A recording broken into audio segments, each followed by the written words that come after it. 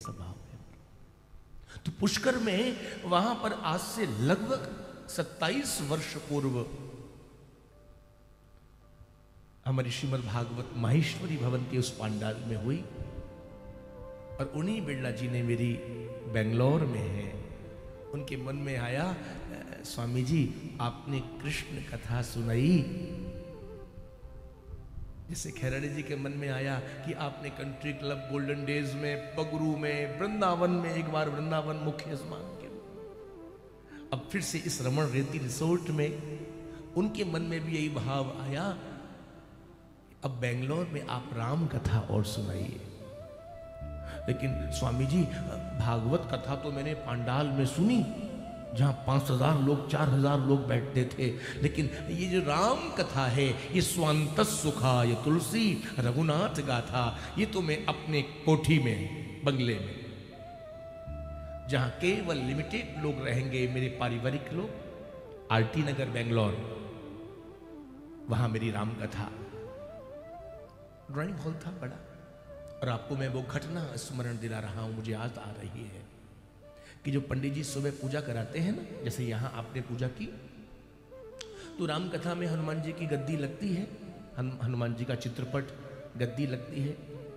और जब पंडित जी पूजा कराते हैं तो हनुमान जी की पूजा कराने के बाद वो नैवेद्य का दोना भी सामने पधराते हैं। अब नैवेद्य का दोना पधराया, आरटी नगर की घटना है, आप विश्वास मानिए, मैं व्यासपीठ से कह रहा हूं, अचानक उस बंगले के अंदर मेन गेट से आया, कहां से आया, कैसे आया, एक मोटा बंदर सीधा पहुंचा जहां पूजा हो रही थी। घर के जो लोग थे दौड़े अपने अपने रूम्स में, सब डर के मारे, पंडित जी भी हमारे बेचारे भागे, पता नहीं बंदर है क्या करे, और सब रूम में छुप गए, अंदर दरवाजे से झांक करके ऐसे देखने लगे।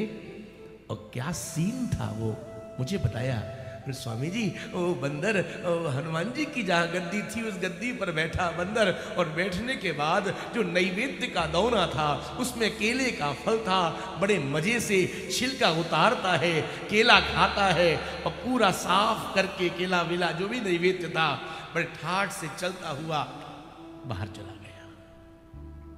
बोलो ये क्या है, ये क्या है? ये प्रत्यक्ष घटना में अपनी कथा की सुना रहा हूं। साक्षात श्री हनुमान जी महाराज उस राम कथा में पधारे। एक नहीं अनेकों ऐसी घटनाएं हैं महाराज। राधेश्याम आश्रम वृंदावन में प्रतिवर्ष जो श्रीमद् भागवत कथा हम सावन में सुनाते हैं, जब आश्रम का निर्माण नहीं हुआ था, पुरानी बात हो गई, मुझे नहीं मालूम।